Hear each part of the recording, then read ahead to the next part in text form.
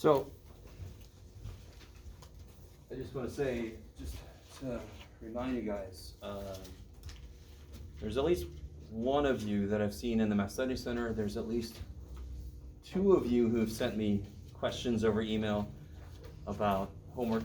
I love it when people do that and they apologize, and I'm like, no, you're not the one who's got to apologize. The people that should be coming to see me or should be emailing me, they should be apologizing. And not to me, to themselves, right? So there are so many avenues for you to get help with this stuff. You are never hanging out by yourself with what we're doing. You have me before class starts, you have me in my office hours, you have tutors in the tutoring center, right? You have videos on the YouTubes. It's crazy. Not just mine. I mean, just search a topic, find somebody that makes sense, and then see what other videos they've got, right? I can have my little old man moment and say, back in my day, we didn't have the YouTubes, so I didn't have somebody to search and find their videos. And now it's insane, the number of, a lot of them are crap, but a decent number are pretty good, right? Has anybody found any decent YouTube videos explaining statistic stuff? I tried. You tried? Yeah. All right. Well, I was thinking about trying to start collecting some examples of that I think are good. But again, that's me, right? So you got to find something that speaks to you. Yeah. Okay. Anything from the quiz or from homework before we get into general review for the test?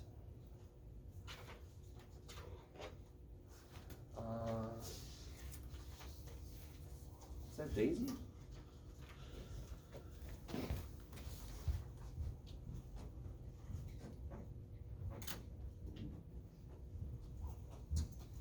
Okay, couple things I want to start with. There's a few things we didn't quite go over, and then I want to review some stuff. And probably we'll take a moment to create a formula sheet. So what's going to happen on the day of the test? You can have scrap paper, you can have your formula sheet, you can have writing utensils, and your calculator and the test, right? So we will be creating a formula sheet together. There's not that many formulas yet, but it's going to kind of grow over the semester, right? So you can just keep bringing it with you to every test. Okay, you are going to turn it in with your test. And if there's anything on there that's illegal, right? Or if there's anything that's been cut off, or if there's anything that's been marked out, I'm going to have to take points off. So make sure it's nice and clean. There's nothing marked. There's no, I had somebody doing they created a code for themselves and they've written all this stuff in the back. I'm like, no. Is everybody kind of with me on that? So you will go to a formula sheet. You don't have to memorize all the formulas. You just have to recognize them. You just have to know when to use them. Okay. If nobody has any specific questions, I want to start by talking about a couple things we haven't talked about yet. The idea of skewed.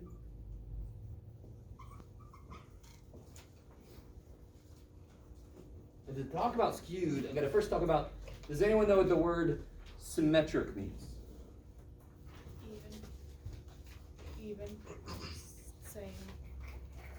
Okay, all right. Okay, there's an idea of sameness. Mirrored. Mirror, I love it. So a really good word to hear when I ask about symmetry is mirror. So very often, I don't know if you guys remember, is a parabola symmetric somehow? Do you guys remember there was something called the axis of symmetry? So if I have a big U, then obviously if I draw a line through the point at the bottom, which is called the vertex, right? If I draw a line through that, it kind of folds on itself. You guys with me? So symmetry just means if you fold it, does it lie on top of itself? Does it have somewhere where it looks like a mirror was put down? So like a circle is one of the most symmetric things in the universe. Any line you draw through the center, it's going to fold on itself, yes? But then if you have a parabola, there's a line you can draw down the middle, it folds on itself, yes? So let me ask you this. So to get to the idea of skewed, we have to start with the idea of symmetric. So this, if you allow me any inconsistencies in my horrible drawing, that is symmetric. In fact, what does that specifically look like it is? Normal. Good, so this is a normal curve. All right, it could be a paranormal curve, but we don't know. Ghost could just be looking the other way. See the back of his head. So this is a normal curve, and it's symmetric, right? Right down this line, it's symmetric.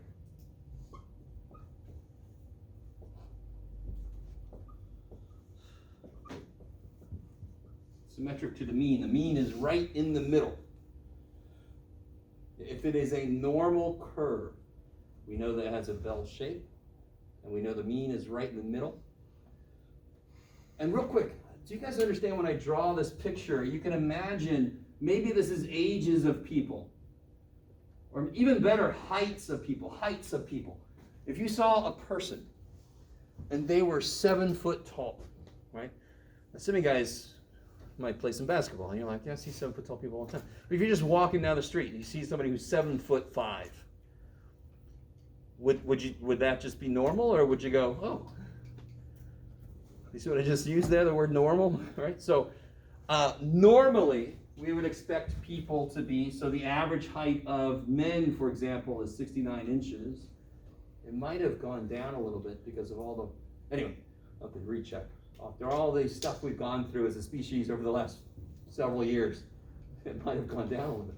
But the average is about 69. The standard deviation is about 2.8, I think, if I remember correctly. So that's for men. So if you're 5 foot, so 69 inches is how tall? 5'9". So if you're 5'7", you're down here. If you're 5'11", you're up here. You guys with me? So it would be normal to see somebody in the heart of this. It would be unusual to see somebody who's 7'7" or 4'2", right? You guys kind of with me?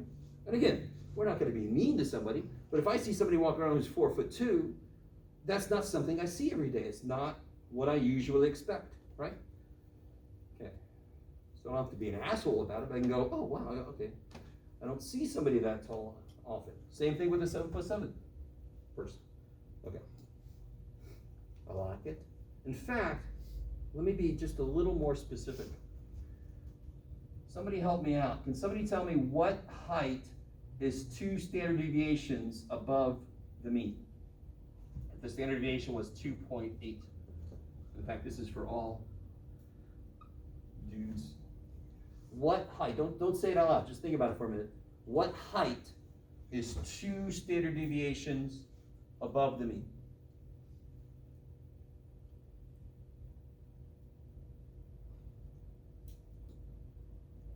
How would you do that? So what's the mean? 69 inches. So let me put that down. So 69 inches.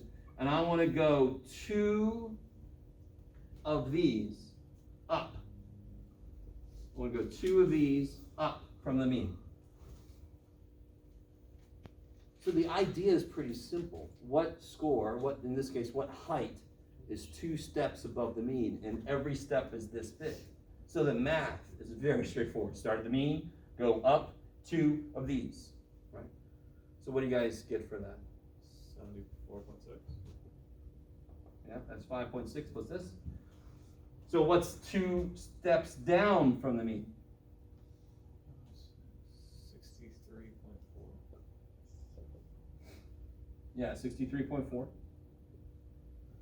So here's the reality. In between these two, there's 95% of the data. 95% of men. And that is kind of assuming that these are still accurate. I think they might have changed a little bit. Let's just go with it. 95% of men are between this inches and this inches tall. 63.4 to 74.6. Right? How tall is 74.6 inches? 6'2.5". 6'2.5", right? Yeah. A little over 6'2.5". Right? Can anyone tell me, now think about it, are you guys with me? So 95%, and from the picture it makes sense. Look how tall this is. So just to make sure you really understand this picture, this height has a little rectangle, so it looks like a histogram. There's a little rectangle that goes that tall, right? Bless you. So what is the most common height? What's the mode for the height? The most common height? 69 inches, exactly. So in a normal curve, the mean is the same as the mode, because the mean's right in the middle, and it looks like a bell. So it's got to be the one that occurs the most. So I want you to realize something. In statistics, if I know it's a normal curve, I know a lot of shit. I know a ton of shit. I know what it looks like. I know what percentage is here and there. So a huge thing we want to do in statistics is, when is a distribution normal? Or when is it normal enough? Because then I got a lot of shit I know. If I don't know what the hell it looks like, I don't know. It could be anything. But if I know if it's normal, I know 95% is 2 steps up, 2 steps down. So why do you think they make doors as tall as they do? Because that accounts for the tallest person you can reasonably expect. Yes, so they give a little bit of wiggle room. And they say, let's make it, in fact, can anyone tell me what percentage of guys are taller than this? What's in here? 95%. What's out there? 5%. So what's over there? 2.5%. So if I made a door that was 74.6 inches tall, only 2.5% of men would have to duck. Yes? And if I don't want to piss people off, if I want them to want to come back, I probably want to give a door where very few of them have to duck. They don't even, see you later, boom, right? You guys understand? So it's just good PR. Here's another really good application of this. Any of you ever flown in an airplane? Yeah. Have any of you ever been bumped off of an airplane? You know what bump means? I don't mean like you try to get in there and say, Or they have too many people on the plane. they have too many people on the plane. So they say, normally they come over with this thing, we'll give you $200 plus a free voucher for, and then a few minutes later, okay, we'll give you $300 plus a free, have you guys never, I guess I've flown a lot. I've not flown.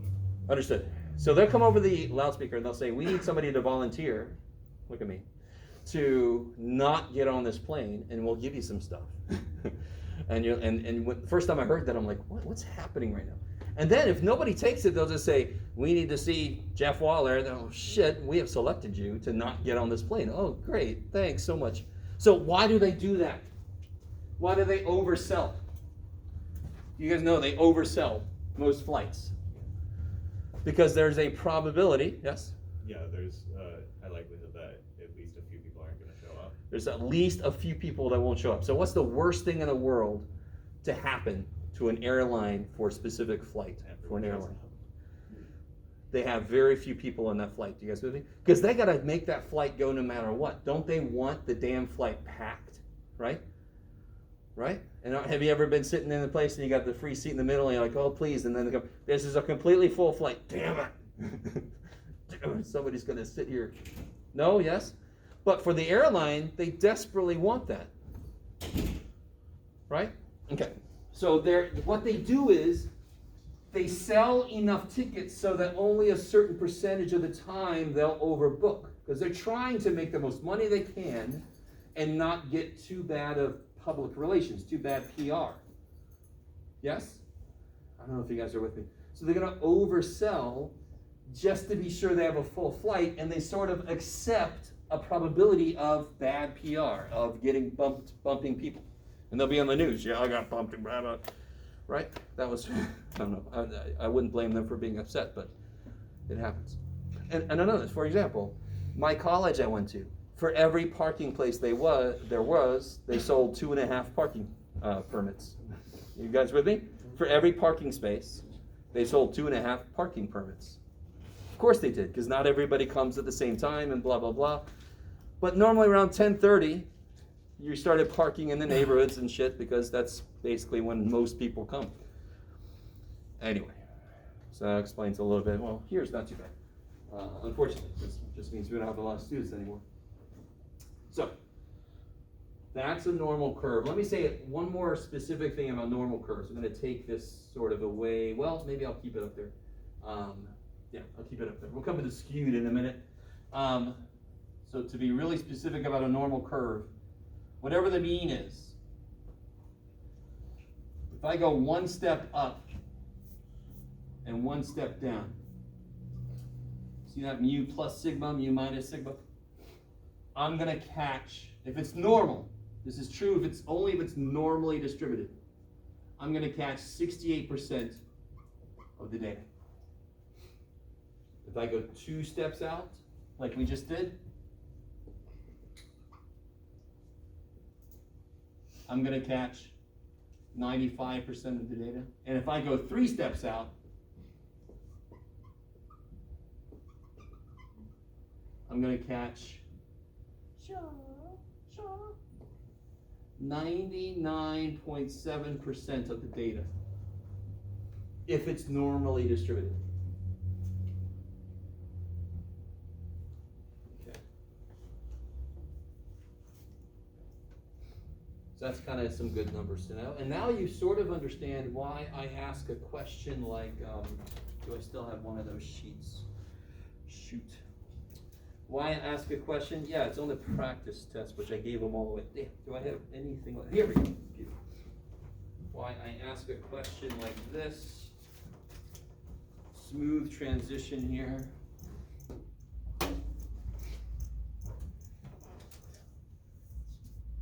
Yeah, there you go. It works better with power. So that question, remember that last question on the standard deviation sheet that said, put the mean in the middle, go up 1 standard deviation, go down 1 standard deviation. What percentage do you catch? I don't know if you guys remember. Just in case you can't remember, there it is. That's the one we did together. Let me turn it around. This guy. Put the mean in the middle, go up 1 step, go down 1 step, and what percentage do you catch? Now, if it was normal, what percentage should this be? If this was a normal distribution and I go 1 step up and 1 step down, what percentage should I catch?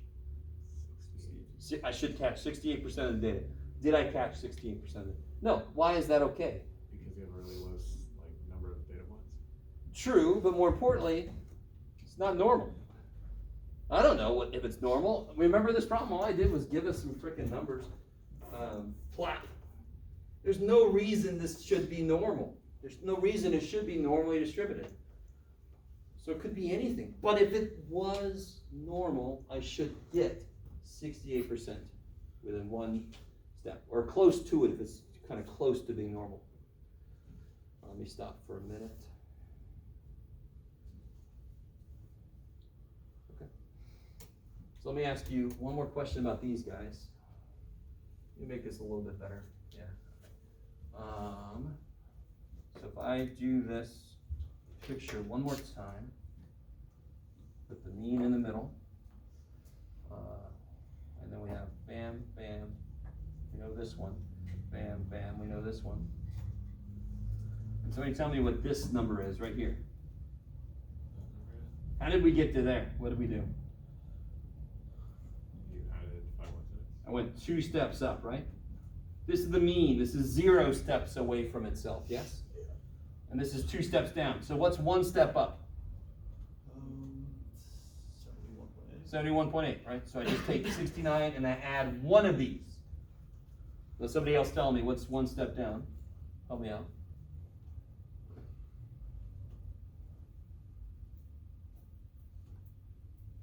If I start at the mean and I go 1 standard deviation down, where do I end up? No, that's up. I want to go down. Yeah.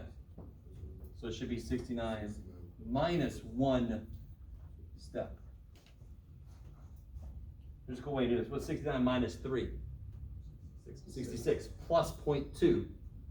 66.2. Because this is 0.2 less than 3. Or just do it in the calculator, right? Okay, so that's 1 step down. These numbers that I'm putting underneath, those are z-scores.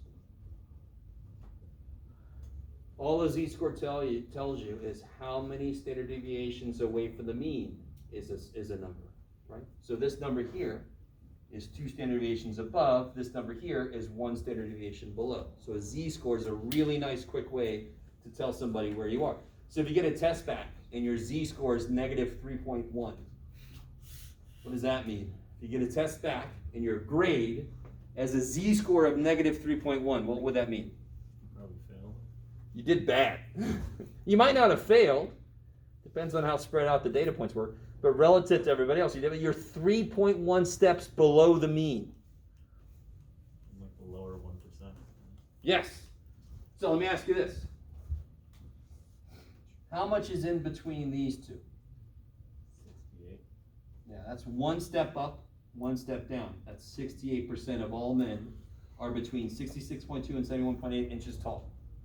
And by the way, this is in America. Every country is different, right? All the countries' average heights and so forth are different. Can anyone tell me, don't say anything out loud, just think about it for a minute, what percentage is below 66.2? So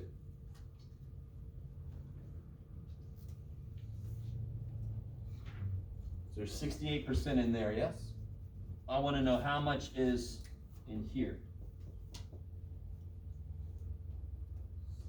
16. Yes.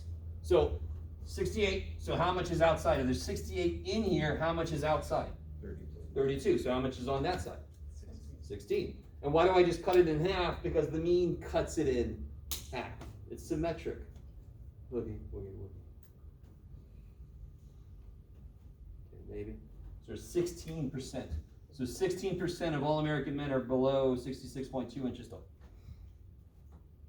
Okay. Maybe.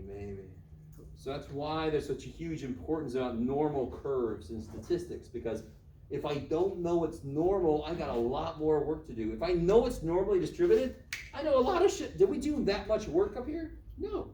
I did barely anything, because if I know it's normally distributed, I know kind of like where the percentages fall. Okay, maybe. Okay, so let's come back to skewed. This is symmetric. Let's come back to the idea of skewed. Skewed left, skewed right. Has anybody seen that in the homework yet? Skewed stuff?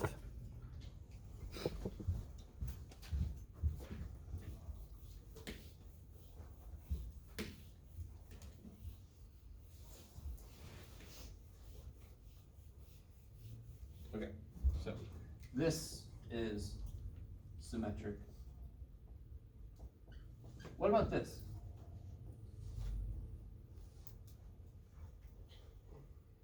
I just had a question. Yeah. On the last one, like, how'd you figure out that middle part section was like 68%? That's something we gotta remember. So for a normal curve, there's 68% within one standard deviation of the mean. Right. There's 95% within two. And there's 99.7% within three. Now, just a quick word. I'm not going to teach you calculus, but how did they determine that? Because they know what the formula is for this kind of shape, and then they can do some calculus to it to determine the areas underneath it and figure out those numbers. So we're just going to stand on the shoulders of those other people that have done this, right? And actually, they just let computers do it, but you know. So is this symmetric? Now be careful. Is this normal? No. Is this symmetric? Yes, because if I draw a line right there, it pretty much folds on top of itself. So that is symmetric. So symmetry is not equal normal. Normal is symmetric, but symmetry could be all kinds of weird shit. It just has to kind of fold on itself. It just has to be a reflection. What about this guy?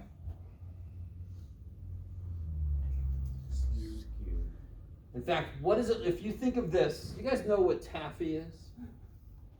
You guys know what taffy is? Yeah. So taffy is the stuff you can stretch it, right? And it'll kind of stick there a little bit. So if I took this, it was this big ass mound of taffy, which side does it look like somebody grabbed and pulled on? Positive side. Sure. The right side. Okay. So this is skewed right. You guys see that? Because it looks like somebody pulled it to the right. So could you draw an example of something that's skewed left? Of course you could, right? real quick, we're gonna see this distribution later, and unfortunately for you, I have a dumb joke I make about this is like, they call this the Jabba the Hutt distribution, but, go on.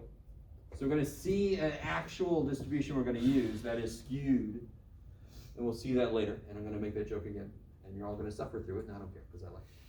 So what would skewed left look like? It would just have the tail on the left side, right? Okay, that's pretty straightforward. You with me? So section 2.6 is all about symmetric versus skewed right or left. And there's a few details in there I'll let you kind of discover as you do the homework. Okay. All right. That was a lot. Let me think. That was section 2.6. And then 2.7, let me say one thing, and then we'll create a formula sheet. And then we'll get into any questions you guys have from the practice test. Just want to remind you a couple things. Let me ask you this.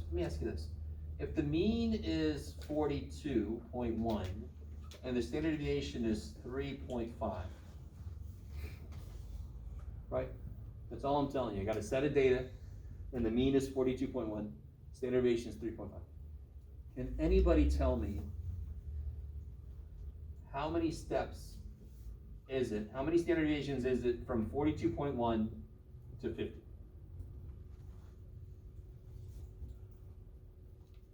It's a good guess, I mean, but I want to know exactly how many steps. So it might be 1.69 steps, I don't know.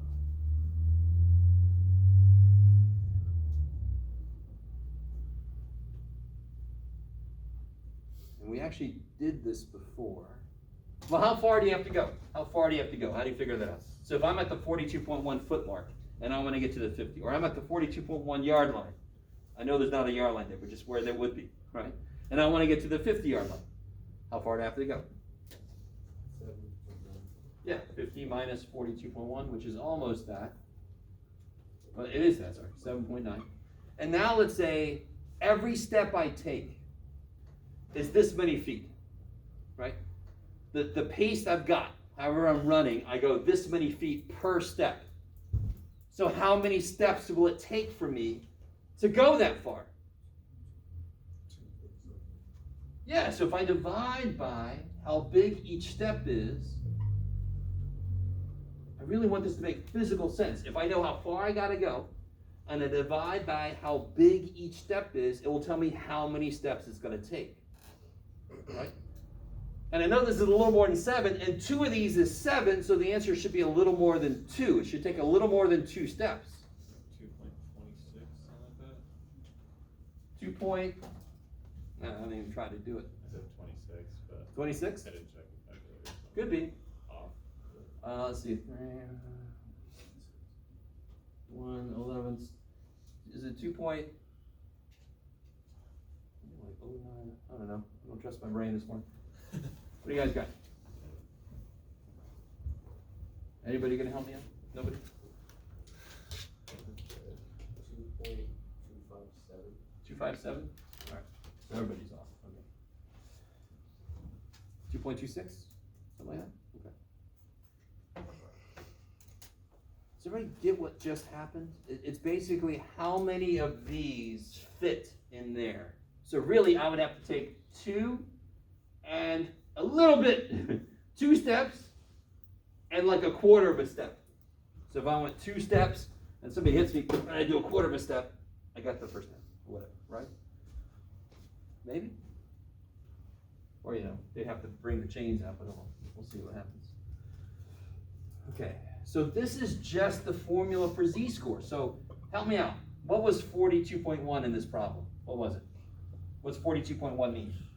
The mean. I love it. All right. Well, just English gives the answer away. I love it. What was 3.5? Standard deviation. And 50 was just a data point I made up that I was curious about, right? So what does a z-score tell me? The number of standard deviations from the mean to the data point. Now let me give you an actually easier problem real quick. if my mean, let's say the mean is 11, and the standard deviation is, what do you got, Jeff? 2.16. 11. Can anyone tell me what value is 1.5 standard deviations below the mean?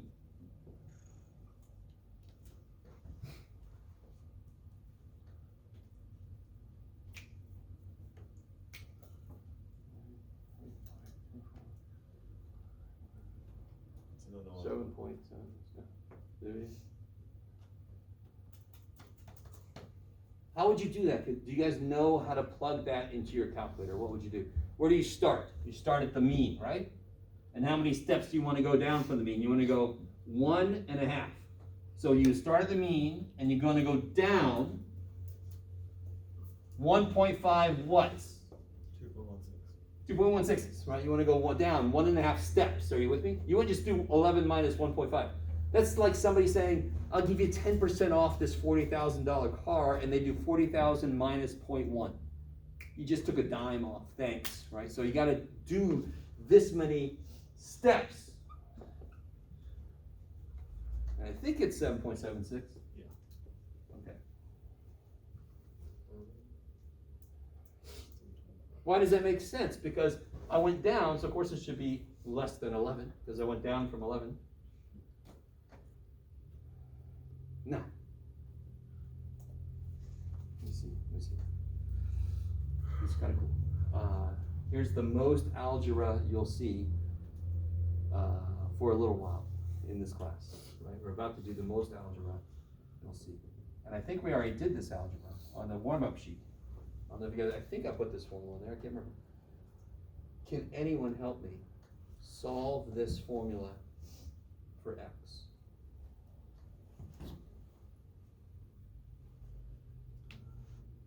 Besides the fact that it exists, what's the worst thing about this formula? That X is part of it, not on one side. Sure, that's really, really straightforward, I like it. X is not already by itself, I agree. But what piece of this do you wish wasn't there? It would make it so much easier if it just wasn't there. Freaking standard deviation, because it's dividing. So how do I kill division? Yeah, so multiply by that damn thing. And it died. And of course, then the only thing I have to do to solve for x is to, yeah, just add that dude. I love it. So I get x equals mu plus z sigma. And you're all like, I'm with you, Jeff, that's amazing. No. Okay, great. You got a bunch of letters. Look what this says. If I start at the mean and I go this many steps, I'll get to the data point. Isn't that what we did up here? I started the mean and I went this many steps down, and I got to this data point. Okay. So this formula is going to become, it's really simple. In fact, we did it before we even knew it existed, right? We did this before we even knew this formula existed. All a formula does is capture what you would do anyway. That's all it does. So here it is. And that's going to become crazy huge later. But for right now, it's there. It's just a simple formula. It's just there. All right. I think that's everything I wanted to catch up on. So let's do this. If anyone has any questions over what we just went over, let me know. Otherwise, we're going to make the formula sheet. And you can only have on your formula sheet the stuff that we put up on the board for the formula sheet. And anything else you have on there, you're going to lose points, most likely. Unless you have your name on there and formula sheet on there, it's fine. Okay.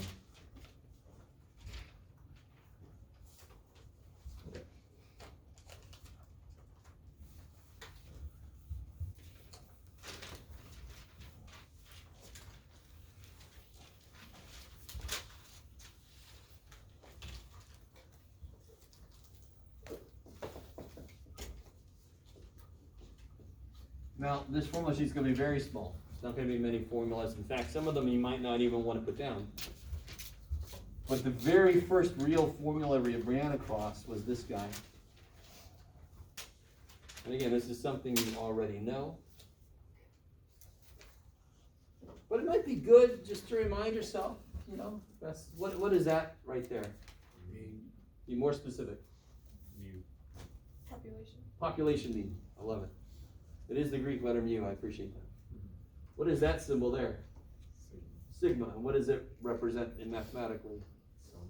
Sum these up, yeah, so add them up divided by how many there are. We know that's the formula for average, so if you don't want to put that down, I don't blame you. But, you can also put this one down, and it just reminds you, there's a population mean and there's a sample mean. Okay. And then of course we've got, what's this the formula for?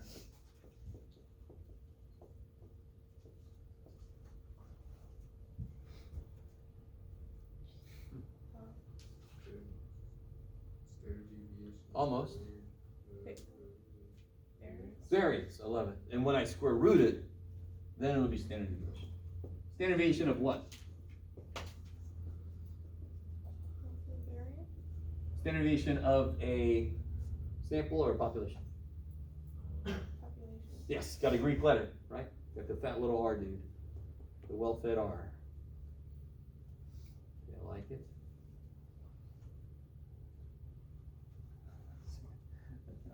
Look at me, I am the standard. Okay. And then we've got this guy. What's the difference between these two here? You can see mathematically a couple of differences. That's for a sample. Sample mean. So of course, I can't use that for this. It's a sample, right? So it's only gonna have a sample mean. And what the shit's up with this? This makes sense. This is kind of like getting an average distance from the mean. That's what this is trying to do. What is this all about? The n minus 1. Why is that? One away. Kind of. It accounts for like sampling error. Yeah, it's an adjustment for the fact that it's a sample. We're sort of assuming we're missing one piece of information. It's really a neat, anyway, I'm the weirdo that reads history books on statistics, so, yes. And then, if I take a square root, I get the sampling, the standard deviation of a sample. So real quick, I want to make sure you guys all understand. Do you see how I'm not writing population sample? I'm not writing standard deviation. So you better not either. So you can't have any words besides your name, the formula sheet, right? We draw arrows, like showing populations, like the mu and R, they're connected. Oh, like this? Yeah. Sure, you can make like that. That's cool. Oh yeah, okay. You just can't put average. You can't put sample, right? Okay. And then, so a couple things I'm not gonna let you put down here.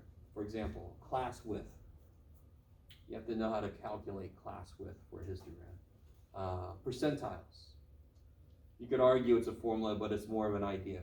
So you have to apply the idea correctly, right? Anybody have anything else? Oh, there is one other thing, Jeff. The ones we just did.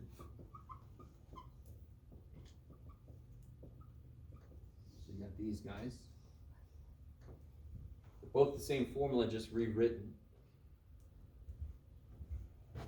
Does anyone have any other formulas you think you should be allowed to have on the sheet? Why is MX plus 2? I love it.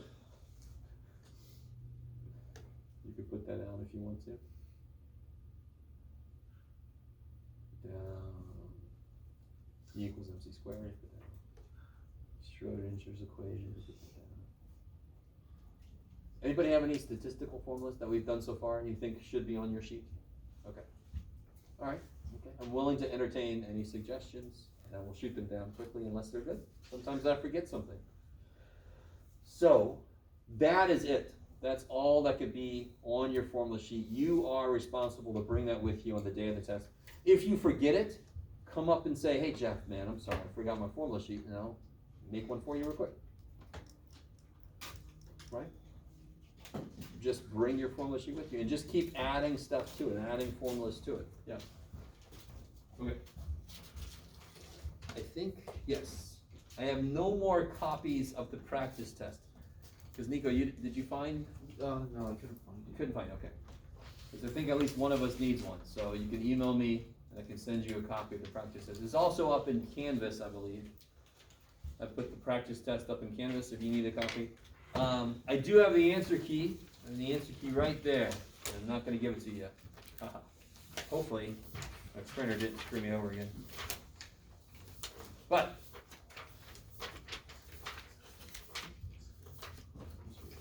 seems about right. There's one in. Yes. Alright. What's up? Oh, you got an extra one? Sweet. Thanks, man. Cause you need one, right? Yeah.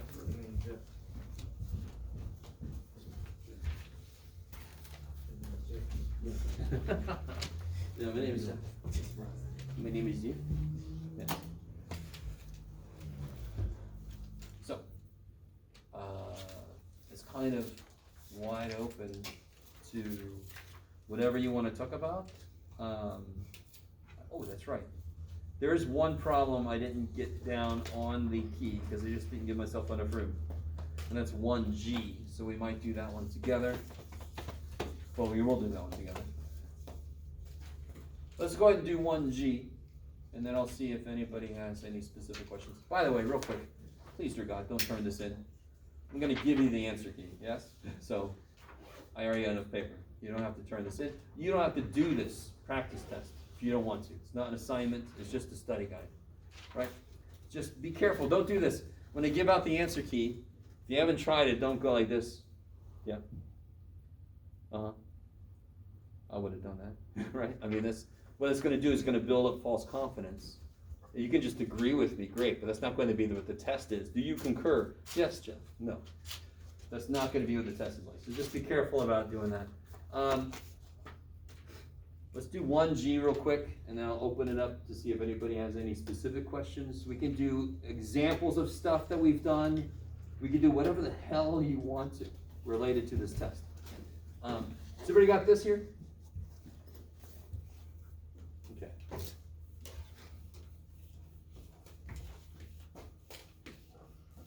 One G is the 5-number summary question.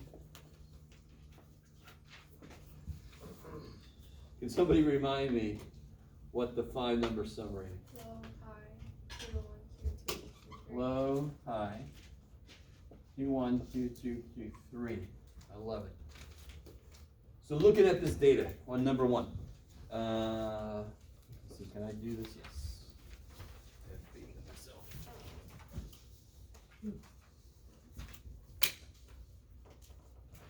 Right. In fact, let me see. Can I manage that? I should be able to.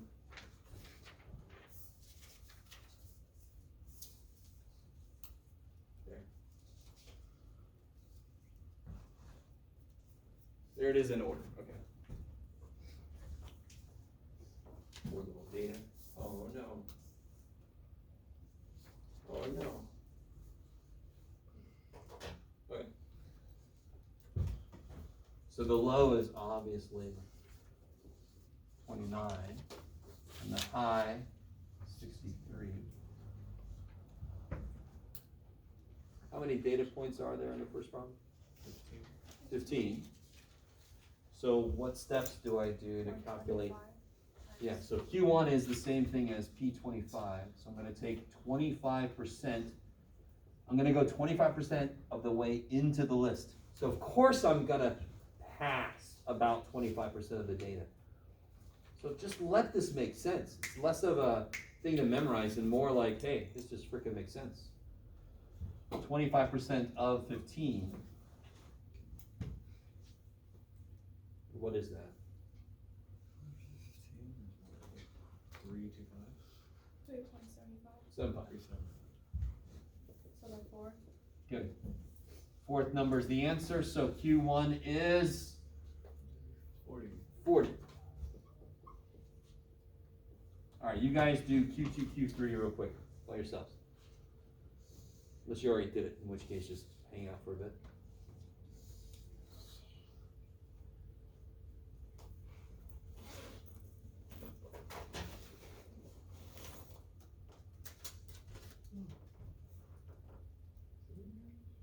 Yeah.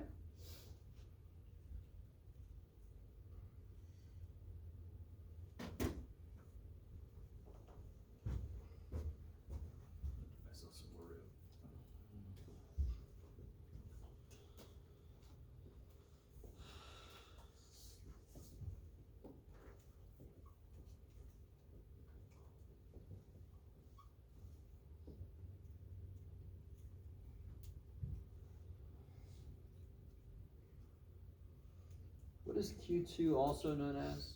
Medium. Median, I love it. And P50. P50. Q2's got a lot of nicknames. So what percentage are we working with then? 50. So I want to take half of 15.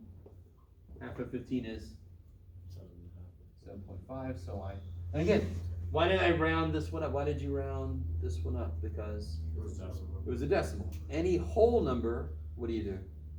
Whole number.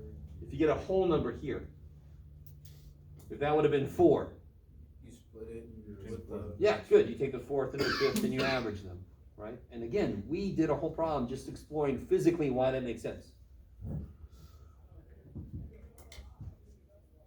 Sorry. So then this goes up to 8. So the 8th number, what's the 8th number? 45. What is it? 45? Yeah. And then there's a shortcut for Q3, or you could just do the work. So let's do the work first, because I think every other time I've done this, I did a shortcut.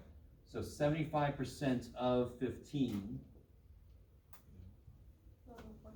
1125, which I round up. So the 12th number, 52.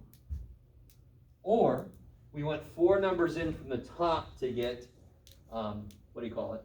from the beginning to get Q1. If I go 1, 2, 3, 4 numbers in from the bottom, I'll get Q3.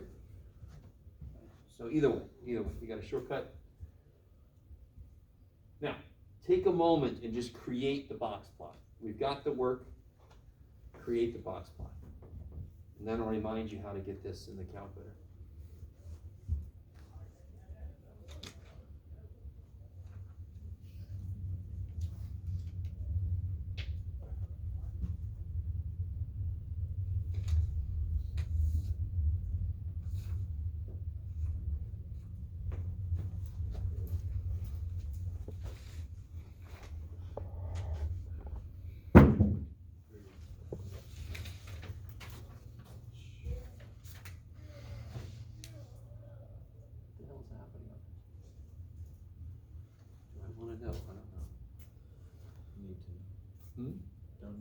Don't need to know, that's right. It's on a need to know basis.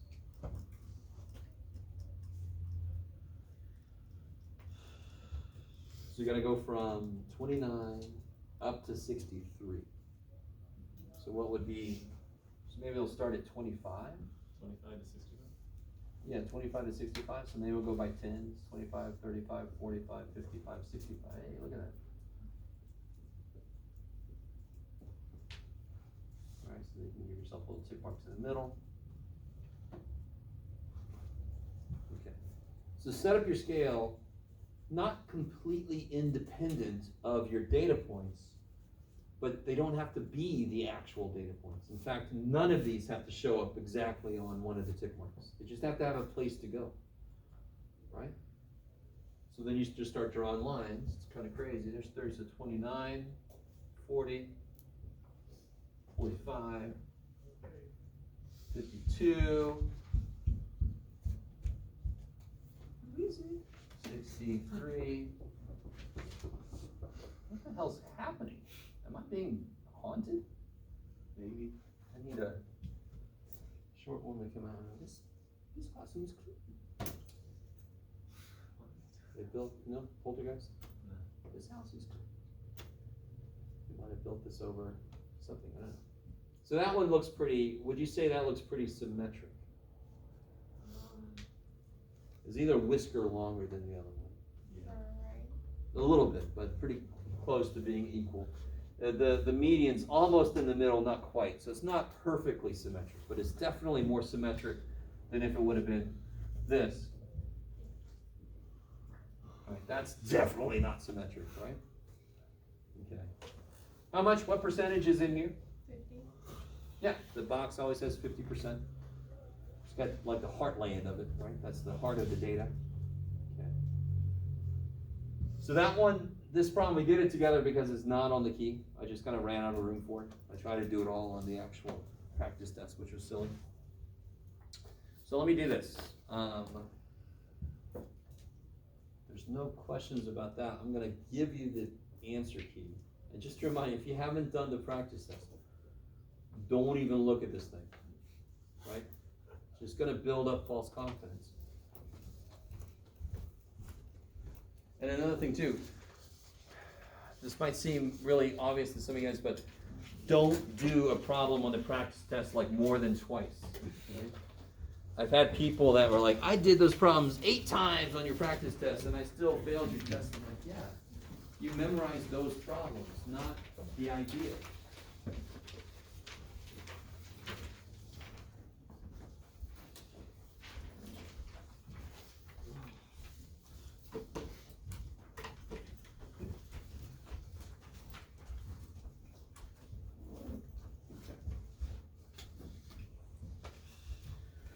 So yes, you do get my beautiful handwriting. I'm sorry about that. Hopefully I wrote well enough. If you can't read something, just let me know. These are the kind of questions I like to ask. They're not going to obviously be exactly this, right? I will tell you this, normally on the test what I'll do is I'll have a problem like number 1, but I'm not going to ask you the standard deviation stuff. On number 2, I'm going to give you a smaller set of data for standard deviation. Are you guys semi with? Because the more data is, the more that big table you got to make just becomes busy work, right? So I just got to make sure you can use the table and use the formulas correctly, not overload you with data, right?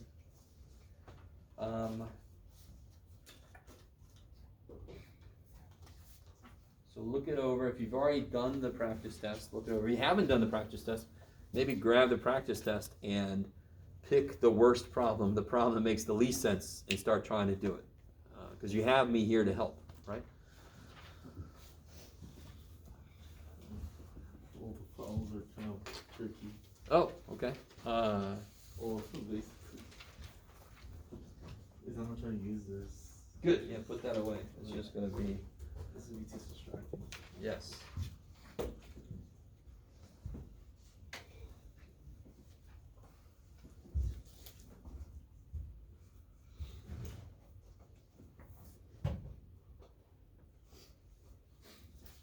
And just to point out something, look at number 7 real quick.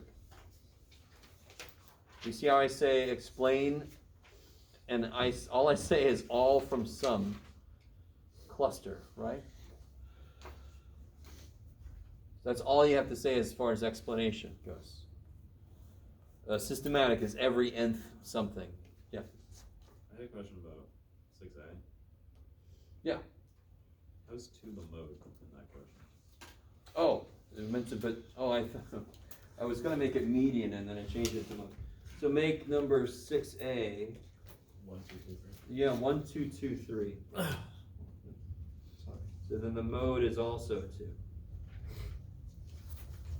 Thank you. Oh, for what question is that? 6A. Yeah, I originally meant to make it the mean and the median can never be the same. But it's the mean and the mode. So if you make the list of data 1, 2, 2, 3, then the mode is 2 and the mean is 2. Yeah. Yes. Would 4 be ordinal or interval? 4B? Yeah, because you put the reason for interval, but you put ordinal. Holy crap, I love it. Yeah, it's interval. Which one was that? Thank you, man. 4B. That is nifty. Yeah, so it's interval, because you can subtract temperatures. What is it that you need for ratio? What 2 things do you need to be ratio? Divisible. And It's 0. got, division's gotta make sense? 0. Zero's gotta mean, don't just say 0 means 0. That's 0 means the referential, absence. doesn't make sense. 0 means absence of thing, or 0 means none, right? I love it, because 0 degrees Celsius means 0 degrees Celsius, but it doesn't mean absence of heat. And that's why it's not ratio, because 0 doesn't mean what it's supposed to mean, the absence of something, yeah. Well, I'm averaging about a 97 on my answer keys, so I think I'm about the same. Let's see. Blah, blah, blah, blah, blah. You'll notice 1G, that's what we did together. It's not on the answer key.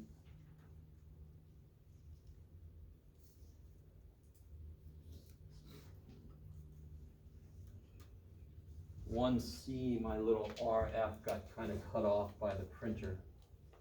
Relative frequency, that should be the label for that one. Okay.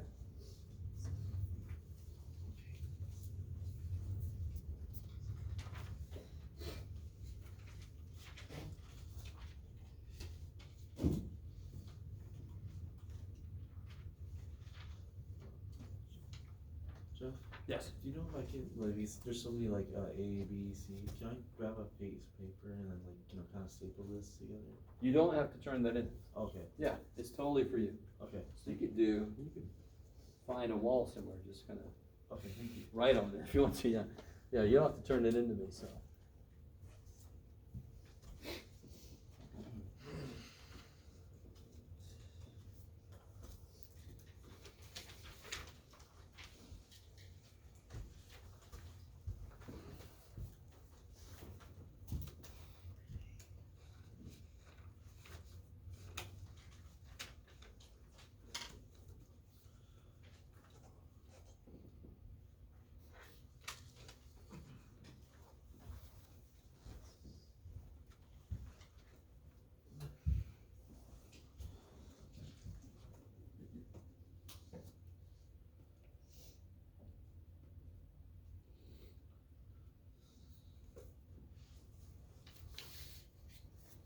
And, you know, number 11, there's multiple answers as to how to change it to be a statistic, right? I just picked one way. What is a statistic reference? What does a statistic describe?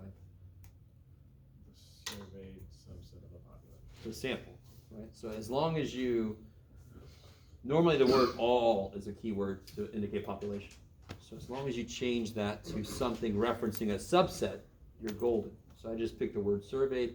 You could pick sampled. You could pick 80 gross one students, whatever, right?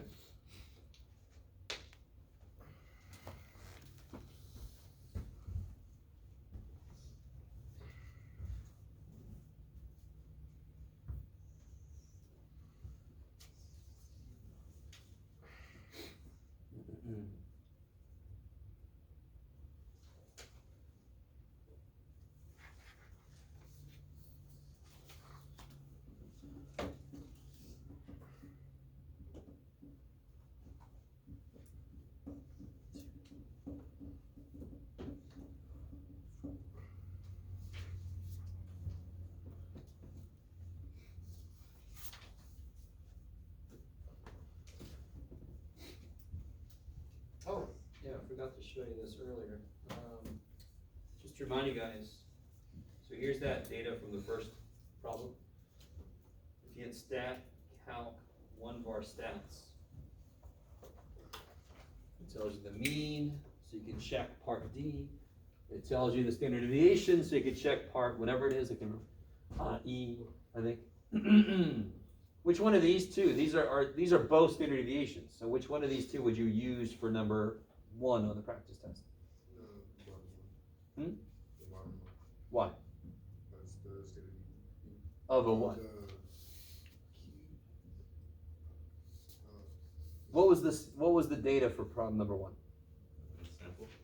Yeah, it's the last 15 days worth. So it's not the whole population of measurements. So it would be a sample. 11. And the very last thing, if you scroll down, if you hit the down button, the very last 5 things this tells you is the 5 number summary, so you can double check those. Thankfully, the calculator got them all right. It's always nice to see.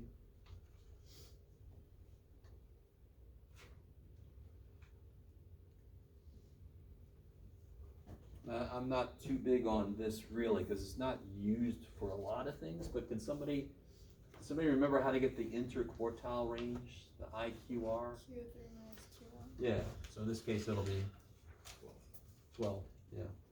And that's a way that you can develop an idea of outlier, right? We talked about that. Say Q1 minus so much and Q3 plus 1.5 IQRs. You get an idea of what an outlier is. But what's more commonly used are z-scores. In fact, really quick, remind me, 2 steps away, normal distribution. what percentage do I catch? If I go 2 steps away, I'll catch 95% of the data. So how much of the data is outside of 2 steps away? 5%.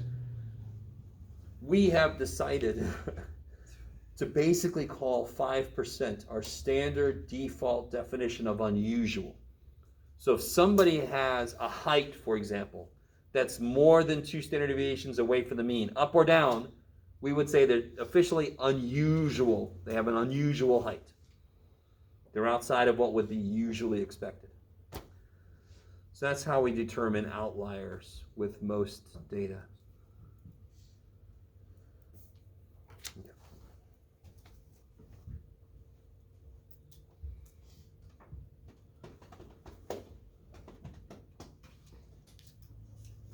So are you guys,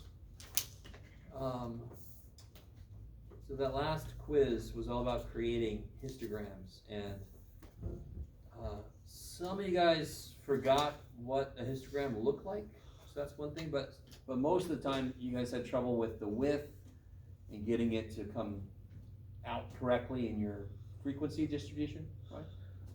So the width is a formula I didn't let you have on the sheet, but how do you calculate the width of the classes, class width?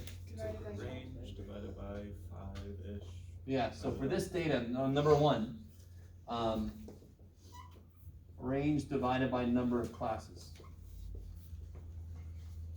So I'm gonna let you pick, and I can't remember if I said this, but normally we use 5 to 10 classes.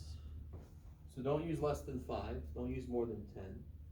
And we really only use more than 5 if our data gets to be really a lot bigger. So we're basically never going to use a class with, a number of classes of 10. We're not going to use 10 classes in here normally. So 5, 6, 7, you can pick any of those. You guys kind of with me?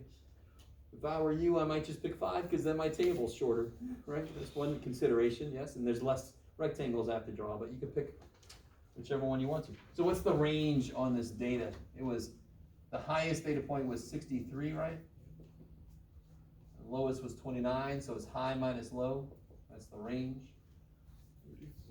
And let's say we want, I used 5 classes just because, basically what I just said. Because I don't want to draw too many things. I don't want to have too many rows. So what do you get there? 6.8. Yeah, 6.8. So I'm going to round it up to 7. Dear God, you don't have to use decimals, yes? Don't do that to yourself. And then you have the inequality way to do the classes, and you have the textbook method of doing the classes, right?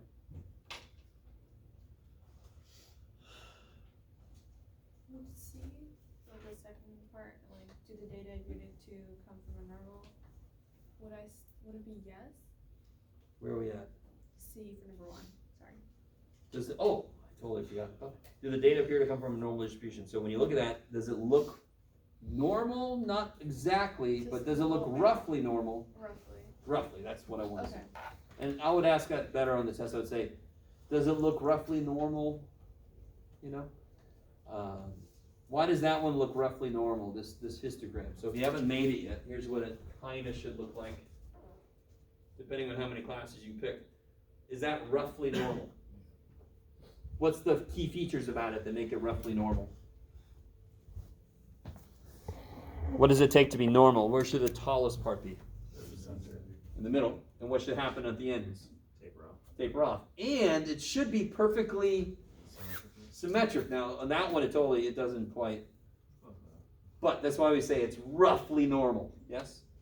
And it's only 15. If we took like a full year's worth of data, maybe it does come out to be perfectly normal. Who knows? So it's just a poor little sample.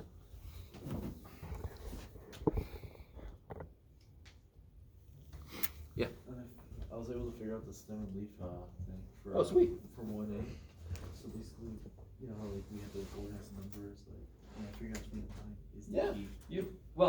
Okay. You don't have to put that, but that's perfect. A little key. Tell me how to read it. I Yeah. love it.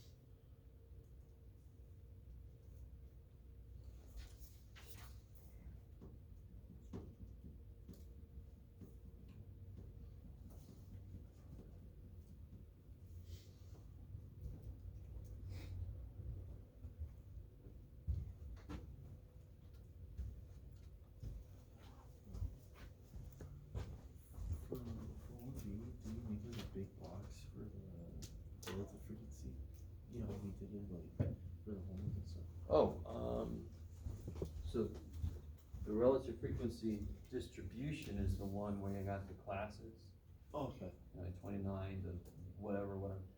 And then you have the frequency, right? So it's just gonna be a table. like Oh, that. okay. So just counts in those classes and then percentages of those classes. yeah. Okay.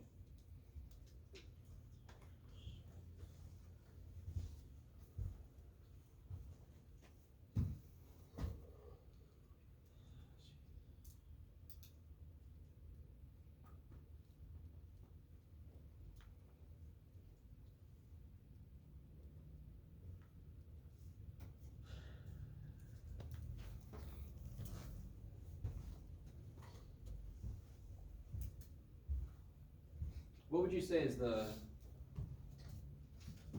hardest problem? Like, what's the problem you're not looking forward to having to do? You know what I mean? Like, what makes the least?